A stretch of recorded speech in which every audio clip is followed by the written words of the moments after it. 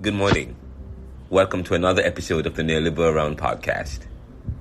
Today, we discuss what's wrong with Philadelphia. In fact, we could have a blank instead of saying Philadelphia. The question could be, what's wrong with the world? What's wrong with American cities? And not just American cities, what's wrong with cities in the world? What's wrong with London in the UK? What's wrong with Kingston, Jamaica? What's wrong with Philadelphia, Pennsylvania? What's wrong with Chicago? What's wrong with Toronto? Cities in the world. And today, this podcast is particularly important because we interviewed two men who happen to be professionals working in Philadelphia. And one of which, Mr. Maurice Smith, who is a graduate of IUP and who currently works as a professional in Philadelphia. And the other gentleman lives in Philadelphia, but is from Delaware, worked as a military man, as a sergeant in the army, and currently is working in New Jersey. And both of these individuals, they are men, they're males, they graduated with their master's degrees, they work as professionals, they're somewhere in their 30s and their 40s, and I had a discussion with them about Philadelphia. What's wrong with Philadelphia was the question. And I actually asked other individuals that question, which I summarized in the presentation. But it's a very powerful presentation, a very powerful podcast today. Because some of the issues that these men talk about is really deep. They talk about the social decay in society. We talk about the lack of family and supervision, which means that there is no guidance in these young people's lives. We talk about the issue of poverty, falling median incomes. We talk about lack of opportunities. And we talk about anger, the anger that many of these people have, and they're taking it out in society. We talk about how there is hardly any, we can't have real solutions and fix the problems because the issues in our society are politicized. We talk about the politicization of issues, because we also talked about the election that's coming up, the midterm elections coming up, the elections in Philadelphia and across cities, the midterm elections and so on. And one of the issues we talk about, I asked one of the gentlemen I interviewed. The first interview is 17 minutes. It's not really an interview. The conversation, the discussion, it's really powerful. The second one was for 6 to 7 minutes. But the second discussion I asked about, I want to find out how well people know their political leaders, and this particular individual knew his political leaders. But we talk about the politicization of issues. We talk about poor educational preparation and lack of critical thinking. The first interview, the one with Maurice Smith, who is also a member of Phi Beta Sigma fraternity, and a senior member and professional at the PHMC. But one of the things he talks about, he said that he did not feel prepared to take college courses. He did not feel as though he was ready, that the high school that he went to and throughout high school prepared him to go to college. Because when he got to college, some of the courses, when he was supposed to do some of the courses that were supposed to prepare him for college, he couldn't do it. And he was light years behind, or so to speak. He was just not ready. He couldn't. The transition and the adjustment stems from that lack. And so this particular podcast is really powerful, and I'm looking forward to hearing you guys talk about the podcast. We'll be right back after these messages, and when we come back, you'll hear the two gentlemen, one for 17 minutes and the other 7 minutes. And just so you know, share the show with your friends. And if you have any ideas, and if you have any comments or feedback, or you want comments about some of the very same things that we're discussing, please send it to us. And if you'd like to come on the show and have short comments and discussions, this show is open to you. Continue to follow us at the Neoliberal Round podcast at https://anchor.fm/the neoliberal/support, and visit us at ronaldocmckenzie.com and theneoliberal.com.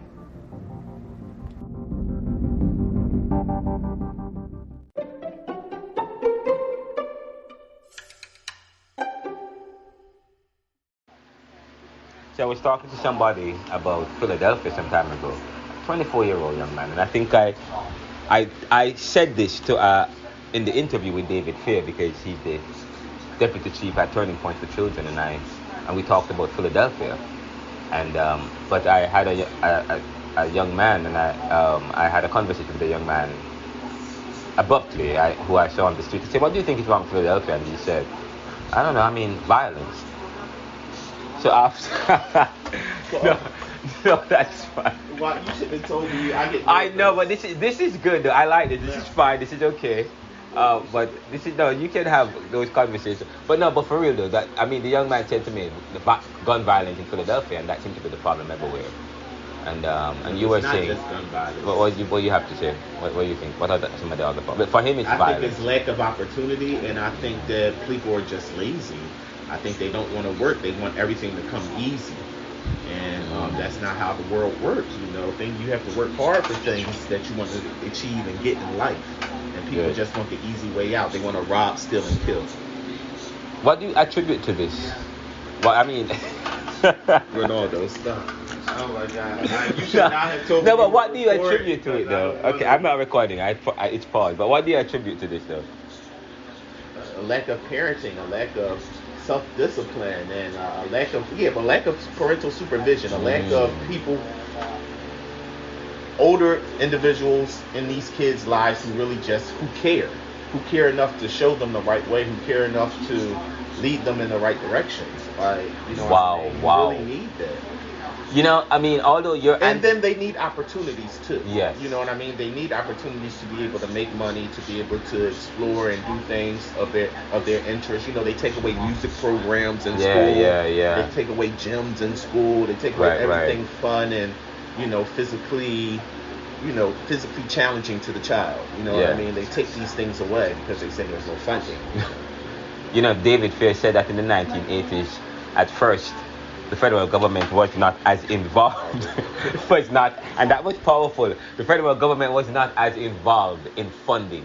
They didn't have any money. They said they didn't have any money, so they didn't contribute towards funding this HIV awareness and trying to develop treatment, especially for black and brown people who they never had any agency. But it's quite interesting that full circle. This is 2022. You talk about what's wrong with Philadelphia. There's gun violence, but you're also saying there's lack of opportunity, which could be the reason for the gun violence. But, right, that's true. But then people don't want to work because then they work, and what do they make? $7 an hour. Okay. $10 an hour. So they rather rob, kill, and steal. So you are even pushing the bar. You're explaining. You're giving reasons, and you're saying that one of the reasons. Right. Because you're. Am I contradicting myself? No, but that's thinking. No, that's critical thinking. You make a point, but then you push it to its logical end. This is great. This is how you think. But then again, I still don't think that's a good excuse. Well, yeah, it's not. You should not rob, steal, and kill. Right, because people. People work hard for the things that they have. But what usually mitigates or minimizes this is the conscience. People who have conscience. They don't go to church, and they don't consider the soft things, the things people just listen to. So you talk about, but they should still not. They don't have to kill. Why they have to? They can still work and so on. Fine, but you talk about having a conscience, having this kind of, and we talk about social decay. But the thing I want to get to opportunity, lack of opportunity. But you also said lack of work, or they don't want to work. This willingness to work, and of course they don't want to work because they don't want to work pittance. Which is, it's hard for people to take orders from these young people. They weren't raised to, follow instruction, or maybe they can't follow instruction. Maybe they can't read. Maybe they can't write. But you know what you said about the reason for that?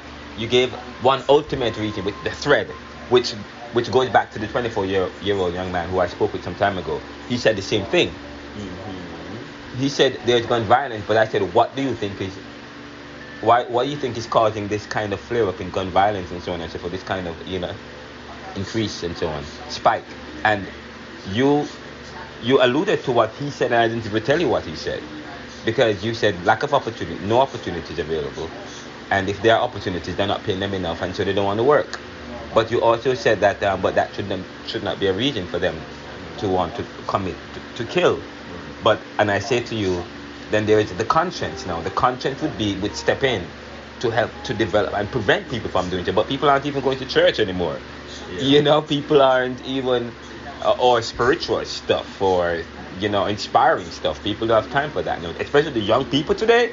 Oh my God, they are even more far removed from religion and issues of the ultimate things that and things that help to develop one's conscience, and so to speak. But of course, you don't have to be religious to develop your conscience. You can, there are other ways that you can, find that inner connection with that which is beyond and that which is ultimate. How? But some people, Kemetic spirituality and Kemetic culture. I did a podcast on that some time ago, where they're helping people to try to find their true purpose in life. There are people practice yoga. People get involved in yoga is actually kind of difficult. I did it one time with Brandon Brown. We did it, yes, when we played, yes. Yes. And I did the sauna, and then I was sick for 2 weeks after that. Oh my God. So that's that. I won't find peace there. For some people, it's helping others, talking to others, discovering, there are many ways that people can connect with, with self and so on. But that's not what this podcast is about. So I'm not prepared to talk about that right now. But I want to tell you what the young man said. The young man said, when I asked him the question, what's the reason for that? He said, people are angry. But he said, that's an excuse. No, but wait, I'm not finished. People are angry, and these young men, he said, and young women, they just have this anger bottled up in them. And he said many of them come from the foster care system or come from homes that don't have parents. That's what he said. He said, but so he is talking about, in a sense, he still points to the fact that the issue of parenting and supervision, the lack of that. And guess what? You point to that as well. Yeah.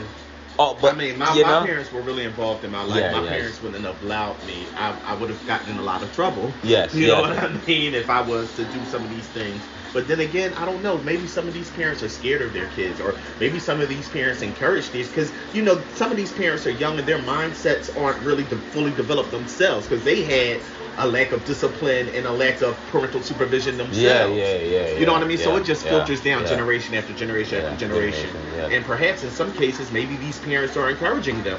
I have this one case. So, I'm just saying everything, like, because I had this, I'm thinking now that you're opening up more things. I had this one case that I work with where the mom encourages the son to go out and, be productive because he makes money for the family.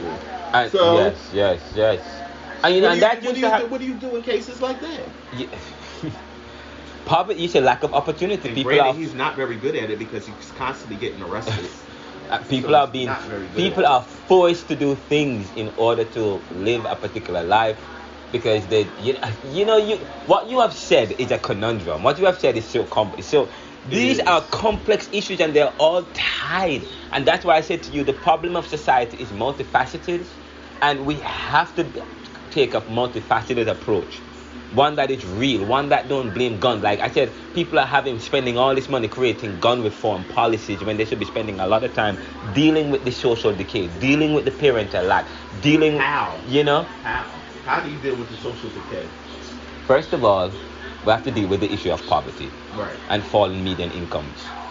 Okay, we have to deal with the issue of work. Pay African Americans reparations like you did the Jews? Is that how you deal with it? How do you deal with the issue of poverty? That's a huge You deal with poverty, and so many different umbrellas fall under poverty. There's homelessness, there's drug addiction. Yeah. You know what I mean? There has to be society. Society have to invest more of their funding. But society has invested a lot of money. But you know how many programs there are? No, but it's still not enough, because we're talking about, we have to make these people. So when do you start holding the people responsible? But you have to give them good education. Yes, I interviewed Dr. Andre Isaacs, and he said, the problem of this, he said, I said, tell me, you come from jungle, you grew up in poverty. How is it that you now are a chemist and a professor who is developing structures and drugs to make them better for pharmacies and so on and so forth. What was it? He said education. And he said, but you know what? Education is not cheap. And I had one little opportunity and I got here. And that's what John Castro said. But we do have a multiplicity of opportunities. So one or two people get opportunities. Okay? Will get opportunities. But he said, you know what? Education is not cheap. And that's the problem of society. So one other thing you have to look at is look at education. They're privatizing education. In fact, right now people are they're privatizing education. People want to more now make education private. With all these charter schools and so on, nobody wants to send their kids to public school anymore. Right. Because first of all, I mean, and they used to provide after school funding for after school programs and so on and so forth.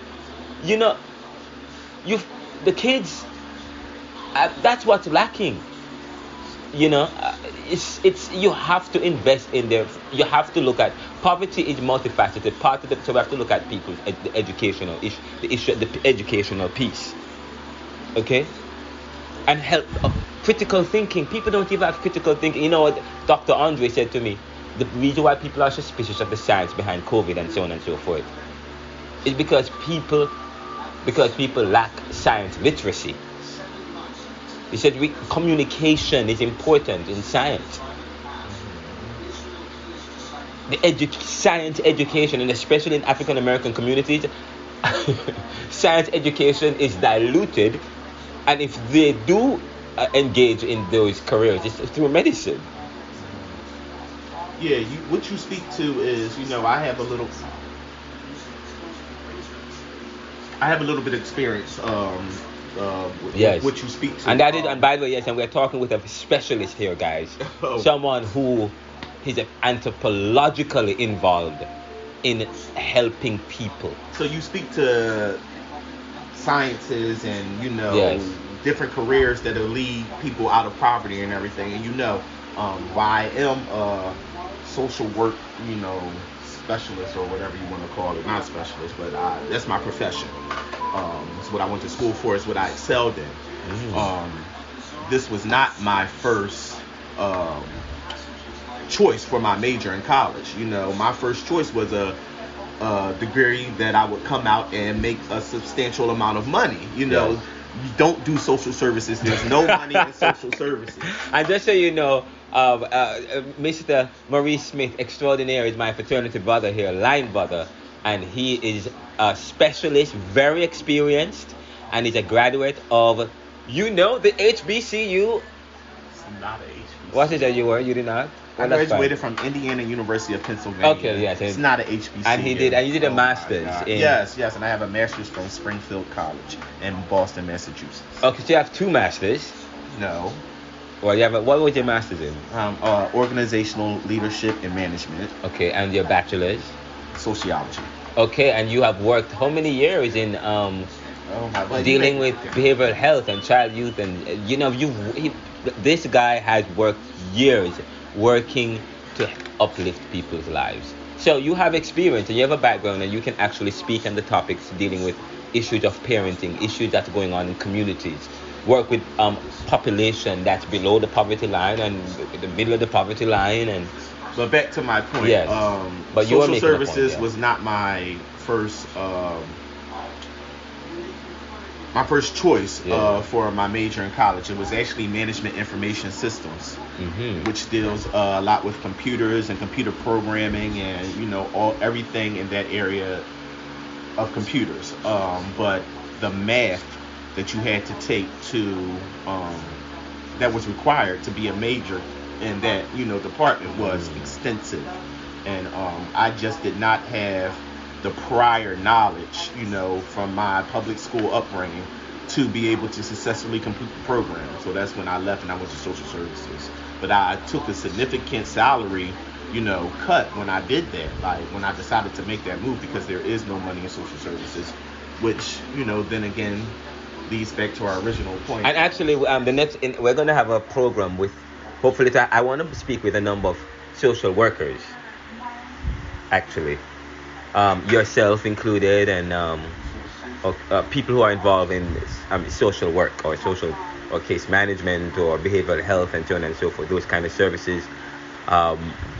and you have worked at various levels, and of course Mr. David Fair, who is deputy chief at TP4C, who has years of experience also working in child, youth and family services and working in vulnerable community and among vulnerable populations, or people that dealing with certain issues in their lives and parenting and so on and so forth, homelessness, the young people. And you've worked with populations and you've seen how they have changed over time, how people are changing people are changing over time, and the needs are becoming greater. Yeah, the issues are becoming much more magnified, especially with digital technology and so on and so forth, and we're living in a global world. So those are some of the issues that we have to contend with. So what do you think we need to begin to? So, but of course, we talked about education. Yes, we talked about but you mentioned something that's very important. And who spoke? Who is it that spoke about that? Dr. Isaacs spoke about that in the interview I did 2 days ago when we talked about life science and breakthrough. We talked about the education. But he said, so I asked the question, what is your ticket out of poverty? Education. Okay.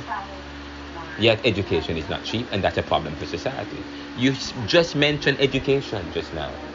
You said that you weren't equipped to complete a particular program when you get to the collegiate level because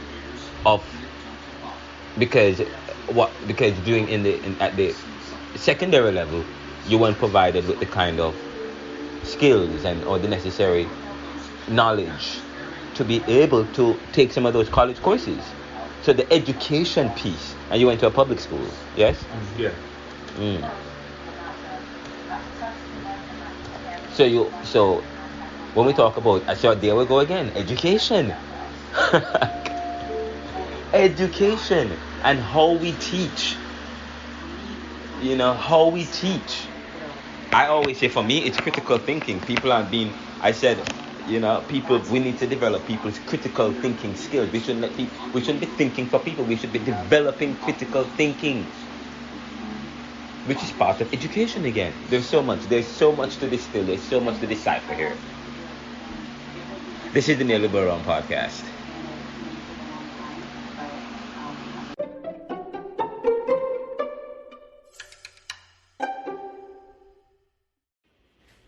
That was Mr. Maurice Smith. The next discussion I'm having with Mr.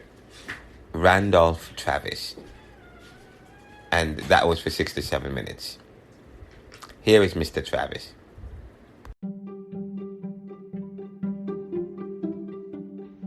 Have you been following the elections, the local elections in Philadelphia? You have been?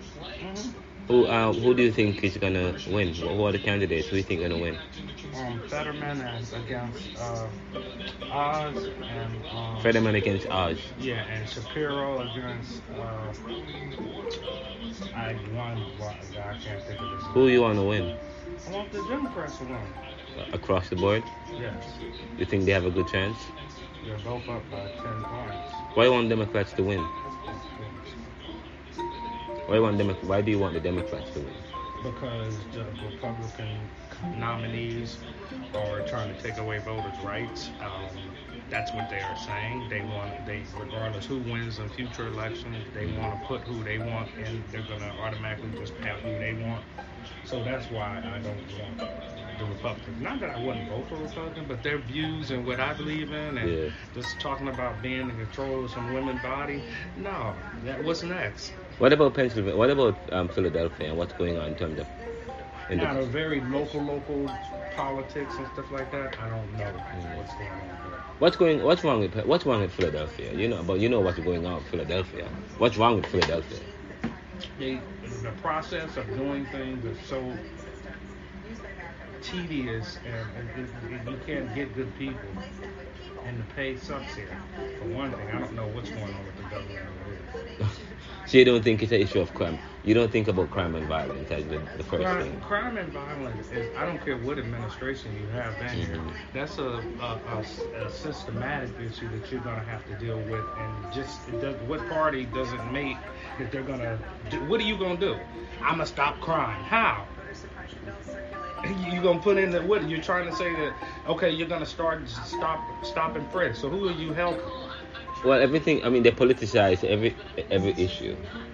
I don't think the issue, the system, the issue of crime and violence, which crime and violence is not a systemic issue. Mm-hmm. It stems from issues. Of course, it stems from issues of human nature.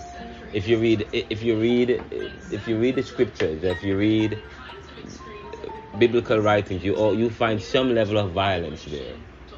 Human beings are driven by violence, it seems, because I guess it's something in human nature, and that is why human nature. Well, this is that is why we hunt each other down and kill each other. Like well, that's why there have always been this issue of developing the soft skills, developing one's conscience, developing one's thinking, developing those kind. But that is gone now. Inspirational music, it's gone through the. People don't listen to inspirational music now anymore.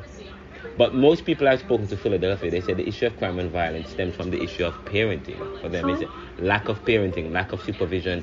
One guy said it's the issue of foster care. A lot of young people grow up in the foster care system, and a lot of people grow up with anger, and they take that anger outside with a lot of anger, and which stems from issues which are unresolved, and they take that anger out on the society. Yes, I would agree with that. I mean, how is that a political issue? It's something that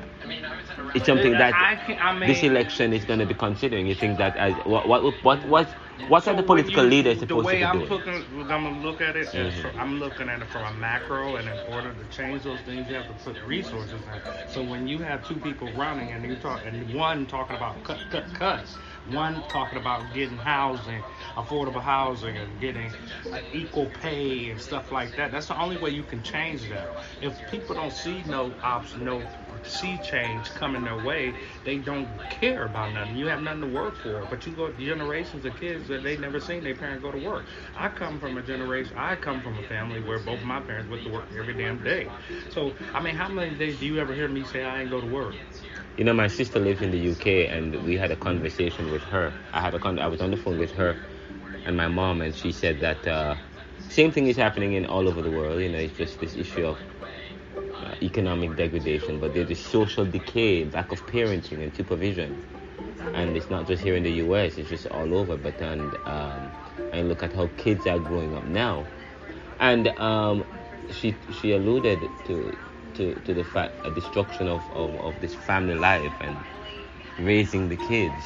I would agree with that. My mom's saying that, well, it's because you can't discipline kids anymore because the kids are protected. I don't know if that's the issue. Yeah, I don't know if that's the issue. They have no guidance. That's not the yeah. It's beyond that. My sister, according to my sister who just turned 50, she said that our generation and the generation before have failed the kids. We are responsible. We fail the kids. I would agree with that. And all we're doing now as a society is we politicize everything, and our political leaders lack vision. They are very myopic. They're very short-sighted, and they're very reactive. And that's why the deep issues in society won't fix. In order for it to fix the issues of crime and violence and fix a lot of the issues that's going on in society, there's some of the things that requires a lot of work. It's not just voting in Democrats or Republican and they vote for an issue that lasts for 2 to 5 or 6 years.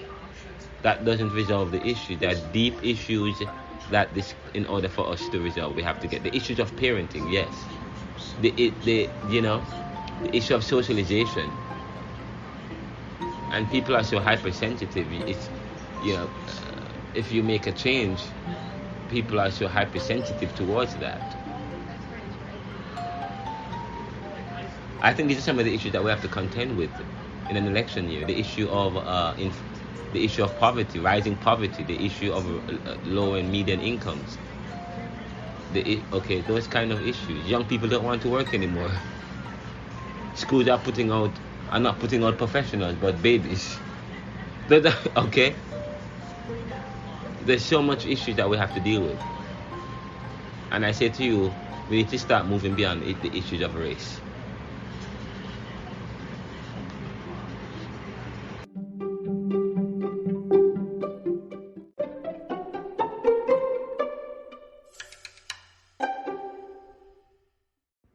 Thank you for listening to the Neoliberal Round podcast.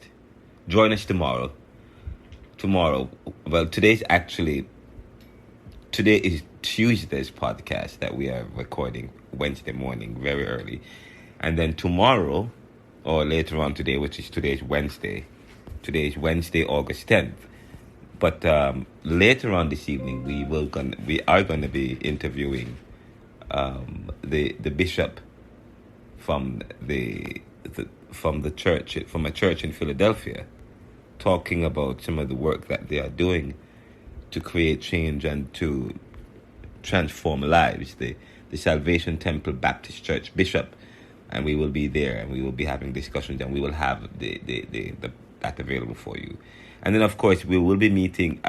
For those of us who don't know, there is something major happening in the news. Serena Williams indicated yesterday, which was Tuesday, she seemed to be indicated that she may be retiring. I spoke with my twin brother earlier today, Ricardo McKenzie, who will be on the show later this week, as promised. Ricardo McKenzie, who will be on the show later this week, and but he actually shared that piece of information with me, talking about Serena Williams, who indicated that Toronto that would be her last time in Toronto. The tournament that she's entering, or she's playing in, or just playing in Toronto, that was or would be her last. And so that's an indication. I think Venus Williams played. Serena played yesterday, and she did a very good job, and she won her match, a very tough match. Venus Williams will play later, and I haven't got the news about that yet because I'm just getting into the news, but we will get that information for you. But thank you for listening to the Neoliberal Round podcast. I hope that you have a great day and that you continue to support our show at https://anchor.fm/the neoliberal/support. And do send us your feedback, your comments, and follow us on Twitter, Ronaldo McKenzie, or the Neoliberal Corp. You can also send us a feedback at the Neoliberal Corp at ronaldocmckenzie.com or ronaldocmckenzie@gmail.com. Give us a call at 267-317-9202. Walk good.